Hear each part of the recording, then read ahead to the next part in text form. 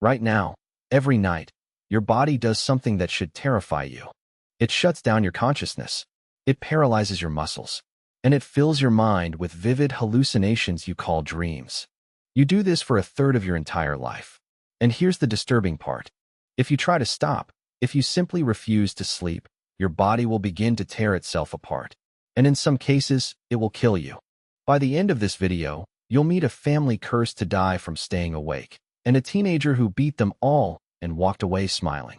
This is the dark science of sleep. For most of history, we thought sleep was just the body switching off, doing nothing. We were completely wrong. Your brain during sleep is a construction site working through the night. It files away your memories. It flushes out toxic waste that builds up while you're awake. That waste includes the exact proteins linked to Alzheimer's disease. Sleep is the brain washing itself clean. Miss a night, and the trash starts piling up. Miss enough nights, and the mind stops working. To understand how badly, scientists did what scientists do. They ran experiments. And some of them were nightmares. In 1894, a Russian scientist named Marie de Manicine took a litter of puppies. And she never let them sleep. She kept them awake with constant handling and motion. Every single one died within days. Total sleep loss killed them faster than total starvation would have. That was the first proof. Sleep is not optional. It is survival.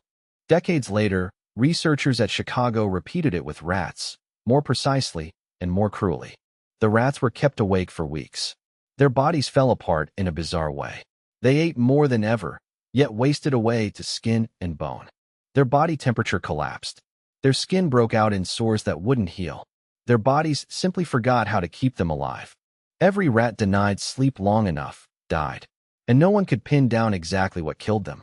It was as if the body just gave up. But rats can't tell you what it feels like. For that, we needed a human. And in 1959, one volunteered on live radio. His name was Peter Tripp, New York's biggest DJ. He bet he could stay awake for 200 hours, broadcasting the whole time. For charity, in a glass booth in the middle of Times Square, with the whole city watching. The first days were easy. He joked. He spun records. He smiled for the cameras. Then, on day 3, his mind began to slip. He started laughing at things that weren't funny. He grew irritable, then cruel to the people helping him. By day 4, the hallucinations arrived. He saw spiders crawling out of his shoes, cobwebs on faces that weren't there. He opened a drawer and swore it was on fire. He begged people to put out flames only he could see. By day 5, the paranoia turned dark. He became convinced the doctors watching him were secret agents, plotting to bury him alive. And then came the strangest part of all. He stopped believing he was himself. Peter became certain that he was an imposter, that the real Peter Tripp was gone, and he was a stranger wearing his face. Here's what was happening inside his skull. His brain had started dreaming while he was still awake. The REM sleep he was denied at night was forcing its way into his waking mind. He was awake and dreaming at the same time. He made it. 201 hours. The crowd cheered.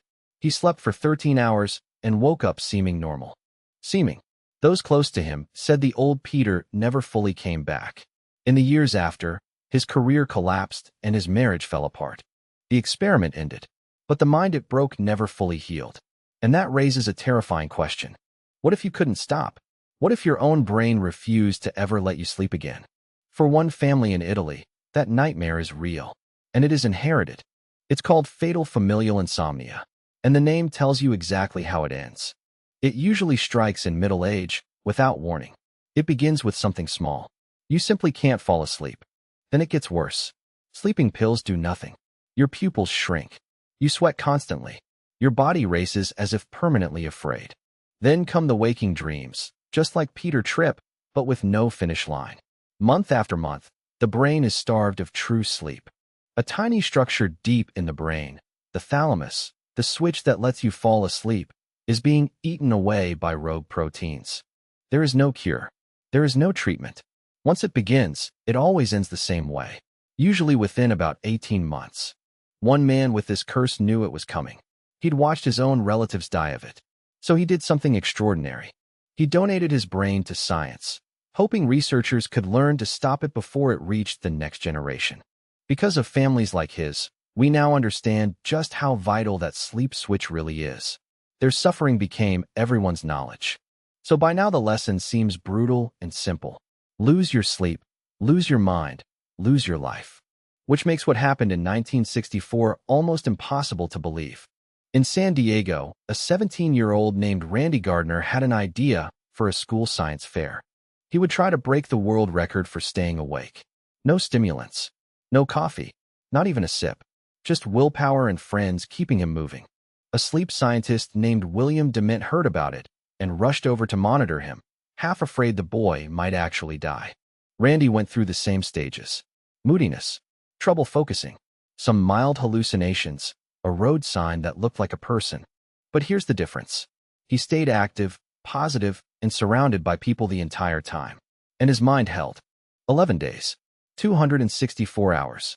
The longest anyone had ever intentionally stayed awake, and it was documented by real scientists. On the final day, he held a press conference. Sharp. Coherent. He even beat Dr. DeMint at pinball 100 games in a row. Then Randy went home. And here is the beautiful part. He slept for 14 hours, woke up, and was completely, totally fine. No lasting damage. No broken mind. He grew up, lived a normal life, and became a small piece of science history. Two people. The same experiment. One shattered. One walked away whole. Why? Scientists still debate it. Youth. Attitude. Being surrounded by warmth instead of a cold glass box and prying cameras. But the deepest lesson is this.